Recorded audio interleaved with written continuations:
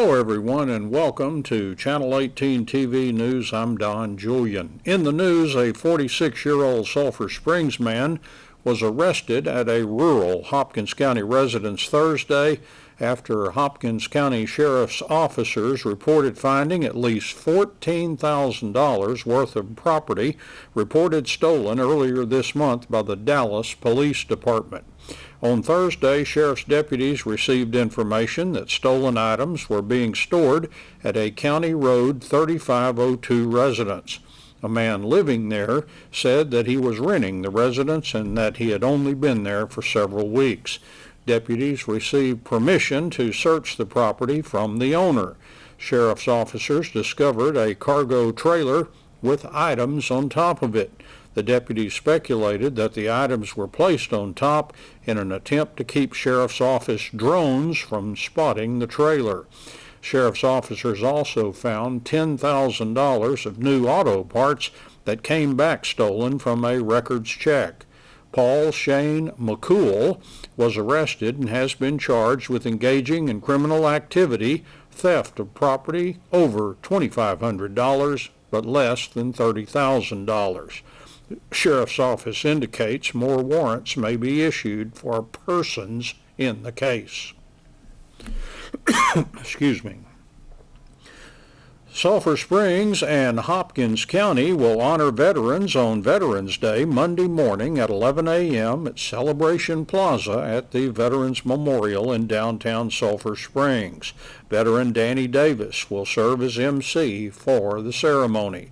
Names of deceased veterans will be read. Hopkins County Military Coalition will be performing a 21-round volley salute. The Sulphur Springs High School Band will play patriotic songs.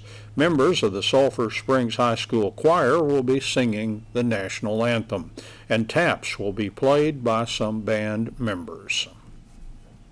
Bright Star Cinemas say that November 21st will be the date for the opening date for its Sulphur Springs location.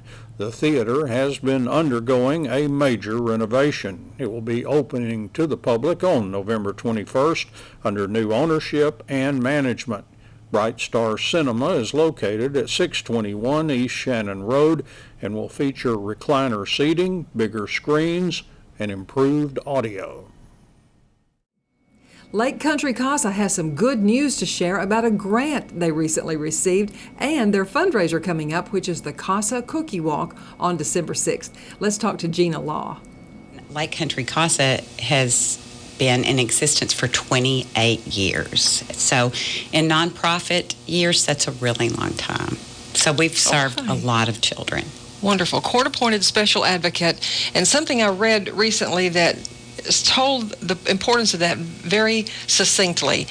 Those children in foster care, abused and neglected children who are entering the system, don't have to navigate those challenges alone if they have a CASA volunteer. That's correct. That's correct, because it is terrifying for a child to be removed from their home and thrust into a system that they have no control over. And our CASA volunteers are the voice for that child. They're the ones standing there in the court system and in the school district fighting for that child, and for that child to have permanency and safety and all the things that sometimes we all take for granted. There's some very, very good news, recent news, which adds to the the fund of things that you can do for those families. That's correct. We were very fortunate to be honored with a grant from Wood County Electric Co-op. They have been doing this since 2017, and I was able to write a grant for $10,000 for our special needs fund for our kiddos that are oftentimes placed with family and that don't have all the things that you need when you wake up and you have 3 children entering your home. So we're able to help those kids. getting the child placed with kin in circumstances that allow for that is one very good step in most cases. Then the next step is, how do they receive them into their home? Do they need help? And many times they do. They do, because I know I personally, if I was going to be getting 3 children under the age of 3 years old, I would not have all the things that you would need to start raising 3 more children. And so many of the kinship placements now are grandparents and great-grandparents. And many of them are on fixed budgets. And this money can go to help offset some of the struggles, groceries, just incidentals that child may need. And even with our older kiddos, say a child wants to go to camp, we're able to do that. The arm of CASA is a strong one, not only for the placements and the whole, it's a long-term thing sometimes when a child has to enter the legal system. Correct. And they never ask for this. It's thrust upon them, just as you said. Long-term thing, and they continue to see a familiar face and hear a familiar voice throughout all this process. That's the goal. That's the goal of that for each of the children.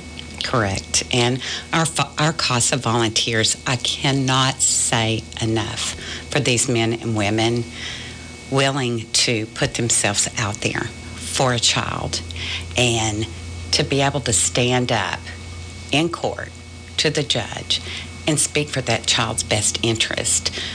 Our goal is reunification with the parents, but sometimes, Enola, that can't happen. And so the volunteer has to look for alternative answers for these children. And that child always has that CASA volunteer. That child knows that CASA volunteer is there for them and them alone. And the relationship between that volunteer and that child. Well, I've got to say there must be some stories with these children who have grown up and become adults, and then they feel very connected to their CASA volunteer. Yes, and we still have some that have aged out, now have families of their own, that still contact our office just to let us know how they're doing. And that's such a blessing to know that we had that impact on that child. This picture that I saw of you and 2 of the people in your office as you were accepting that $10,000 check. Yes. Now, of course, CASA has funding, and this is something extra that's really going to be a boost to you. And we want to tell a little bit more about how Wood County Electric and their charitable foundation gets a hold of these funds to be able to do this. But Peggy Walker is your program director. Correct. And Charla Evans. Yes, and she is my volunteer trainer, coordinator / office manager. And then Sherry Johnson, who was in court that day and unavailable for the picture, is my case supervisor for Hopkins County and as Franklin County as well. Okay. Because we serve Hopkins, Franklin, and Rains counties. And Rains County has another coordinator. And Peggy Walker is over Rains County. Okay. And speaking of Rains County, there's a lot going on over there, too. Yes. That it's alive with people who care about the community, the old and the young, and everyone who makes it up. They are the people at those women that make up Lake Country Neighbors there are incredible. They have been long-term supporters of our organization, and we have 3 volunteers from there as well as a board member. So Great. We really get a lot of support from all 3 of our counties. So we feel very fortunate, and we try to be really good stewards with our money, because nonprofit money, there's not a lot of it, so you have to be pretty careful. So we all wear a lot of different hats in our office. May I ask, how many children are there in cases right now? Right now, for this year, we have served 123 children. 79 of those children are Hopkins children. Last year, we served a total of 109, 64 being Hopkins children. So we've got a couple of more months, and as you see, those numbers continue to rise. Do you think this is typical of other counties in Texas? Yes, I do. It's a statewide problem. Methamphetamine use continues to be a big problem in all our communities, and I think nationwide. I think somewhere in reading about your wonderful news about this grant, I read that 20,000 children in Texas. Texas alone are under some sort of care that CASA is able to step in and assist in. Now, I would say Wood County Electric. Many people have that electric service, but they have another branch of theirs called their charitable foundation. So monies go into that and then are dispersed to good causes such as Lake Country CASA and 10 other nonprofits that got grants. So incredible that just a few pennies from a Wood County Electric member could add up to that much money and to help that many organizations. So how do we get those pennies? How is that done? They round up. You are able to round up your bill, and they take that money. They don't keep that money. They put it in a separate fund, and then they are able to disperse to all the individuals that have written grants. So now each customer, electric company or customer has to get their consent to be on this program. Yes. What a wonderful program it is. Oh. And others besides Wood County Electric also do this. Yes. I believe FEC does it. But, make yourself aware. I mean, then it makes you a giver. We all think, $3, that's not going to help someone. Yes, it will. Mm-hmm. Yes, it will. It helped 11 very, very worthwhile organizations. Just think about when we used to take our change and keep the change, and it would mount up in the jar, and before long you had a little bit towards a fund for something you wanted to do. And here you are, $10,000, and my volunteers were so excited because I had a board member start this fund for me 18 years ago, and she walked into my office with cash and said, "This is for those special needs, those needs that you can't give underneath my specific grants," and that was 18 years ago, and that fund has continued on from different individuals, and it would always be like it would get low, and then something would happen. Someone would donate, and yes, this was a windfall to us and to all the families that we serve. Well, it's very, very good news. And there's another fun way that you raise some money, and it's coming up in December. Yes, December the 6th. Everyone mark your calendars. 9 to noon. Of course, we all know people get there early because it's the CASA Cookie Walk. We have been doing this for 20 years. I've gotten to be involved with it for 18 now, and it has grown and grown. We have the most beautiful cookies and the most beautiful community that comes out and buys and writes wonderful checks and just is on a sugar high that entire Friday, just prepping them for Christmas. Well, you go in and you select your cookies, and it's a cost per pound. Yes. Get however many assortments that you want there. And we have kept this price at $5 a pound for 18 years. And it's funny, we always say when they come to weigh their cookies, we round cookies up. But when it comes to the price, we may or may not have change. If you hand that 20, it's got to be a joke, and because people are so generous. Yes, they are. Really, if you are interested in making cookies, please call and let us know at the CASA office. Great. And give me that number. 903-885-1173. We have so little time to talk. You need CASA volunteers. Just Yes. 1 minute to tell us about Yes, that. please. If you would like to be a CASA volunteer, please contact our office, 903-885-1173.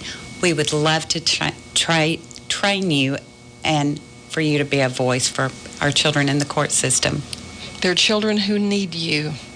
And maybe your circumstances of life right now, you're still raising your own children, maybe it doesn't allow the time, but keep it in mind, because there'll be a time when those skills that you've learned and cultivated through your life can really be used. Yes, For the and good of Noah, someone. thank you. You guys, KSST, has always been such a wonderful supporter of our organization, and because of you guys, we have 2 wonderful volunteers that heard about the organization from your PSAs. So thank you, KSST. Thank you, Gina Law, for coming in. And I don't know, I wasn't here, but I hear that Gina Law grew up downtown, sort of at the barbershop. Yes, I did. Conley Street is my home, and I'm still there. In sports, the Lady Cats volleyball team lost a heartbreaker in area competition to Forney Thursday in Canton.